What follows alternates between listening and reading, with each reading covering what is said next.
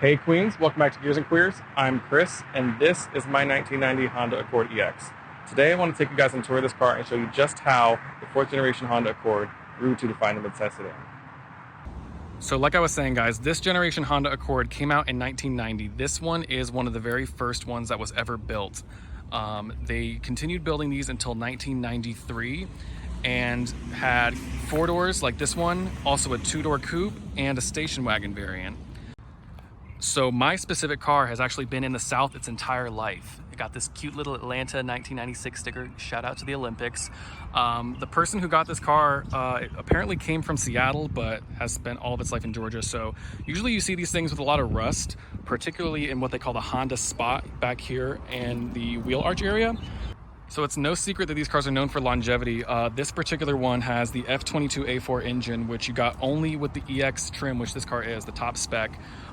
This one actually just turned 250,000 miles a few weeks ago, and she shows no sign of stopping. It's actually pretty rare to see one of these unmodified because they were so interchangeable with like the Preludes of the area, the F-Series engines, the H-Series engines. You know, people love an H22 swap. That was really common because they basically just fit right in. Like the space and everything is fully ready for that. All you're really changing at that point is all the engine management stuff.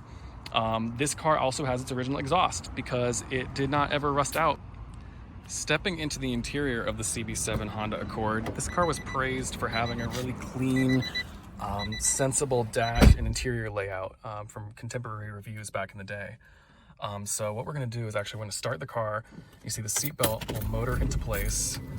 And you see this car has 250,390, almost 6 miles on it.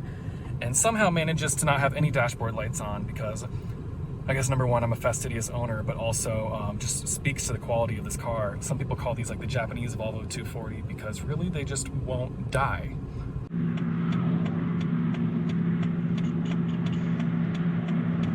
Let's see what this little girl can do.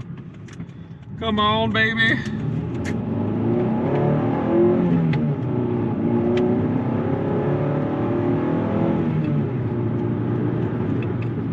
Honda 4s always sound good.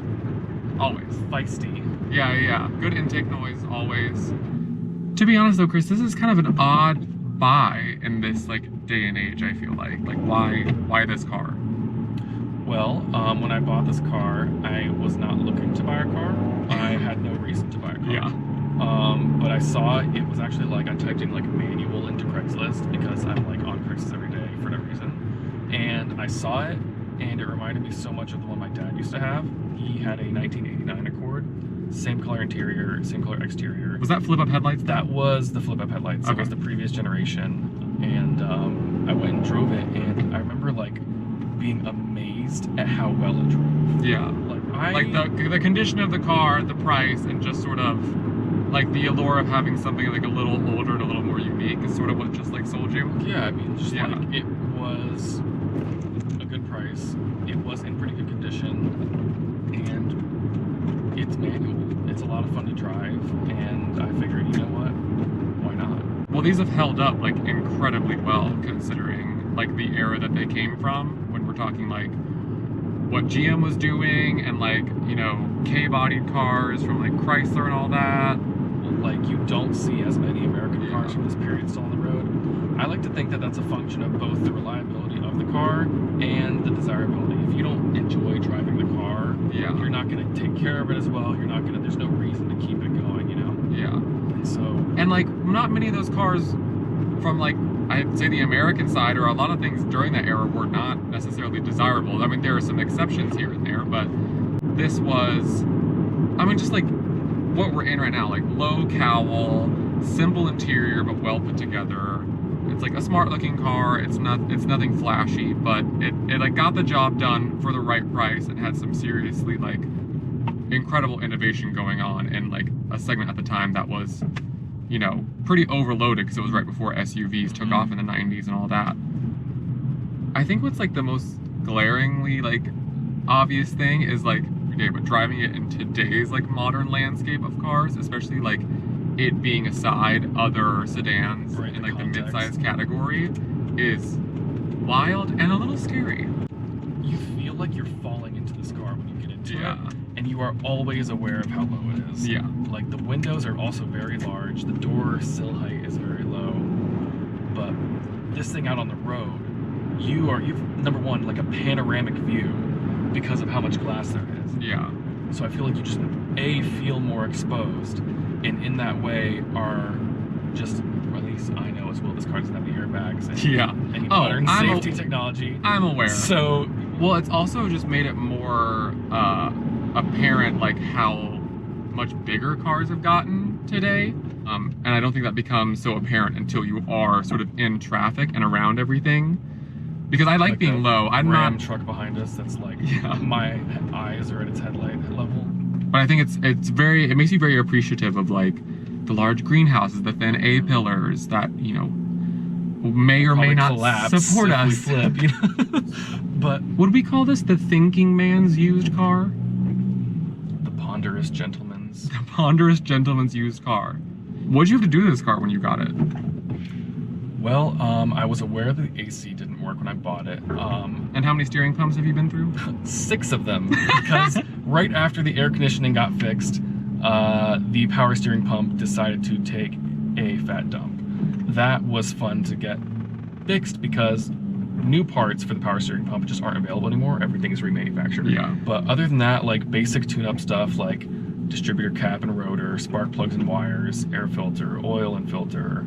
I did replace the outer tie rod ends and the upper control arms because the ball joints were borderline non-existent, which was really fun to find out. Also, a Safety. a CV axle because it was like the boot had started to rip. I don't know if I call any of that particularly out. No, I mean, I feel like that's the thing with these cars is they are still cheap to maintain, like they're Hondas, and you know, except for the like odd, I guess steering pump or 6 and things like that. The aftermarket support is just incredible for these Yeah. cars.